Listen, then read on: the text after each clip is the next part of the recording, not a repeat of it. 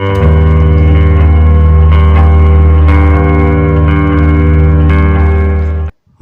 pagbabalik po, update po tayo sa lagay ng ating panahon ngayong hapon po ng Martes, January 16, 2024. Pero bago tayo magpatuloy mga kaibigan, pakiusap naman po ng isang like, subscribe, and pahit po ng notification bell para ma-update ko kayo sa lagay ng ating panahon sa mga susunod natin na video. So, hypnosis po natin, galing na rin po sa Pag-asa. Shearline po ang patuloy na nakakaapekto sa ilang bahagi ng eastern section po ng Mindanao, northeast monsoon naman sa ilang bahagi ng Luzon at ng Visayas. So, tuloy-tuloy na po tayo ngayon sa area ng Mindanao.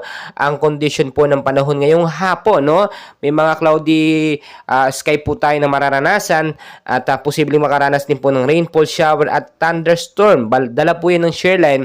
So, ngayon po pinag-iingat yung lugar na yan, no, bandang Mindanao, sa posibleng pagbabaha po at landslide sa matataas na lugar. Kasi yung pag-uulan po, from moderate, pwede yan maging heavy rains, no? Maglipas po ng ilang mga oras. So, mas maganda bantayan po natin.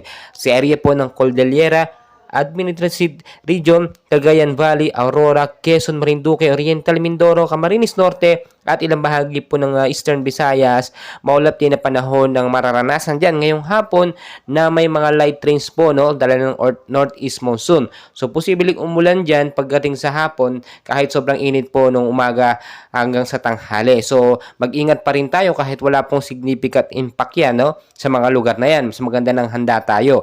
Sa area po ng Metro Manila at ilang bahagi po ng Luzon at Visayas, ang panahon po dyan, no, maulap din na sky o kalangitan ng mararanasan ngayong hapon. No? Obserbahan po natin yan, no, na posible po magkaroon ng mga light rains or isolated rainfall shower, mahinang pag-uulan pagdating naman sa gabi. Tulad ng aking sinasabi, kung lalabas po kayo ng bahay ngayong hapon, ugaliin na lang po mong dala ng payong jacket o kaya namang kapote, panlaban na rin yan in case magkaroon ng biglaang pag-uulan. Patuloy ko kayo update mga kaibigan, and please don't forget to like and subscribe. Maraming salamat po.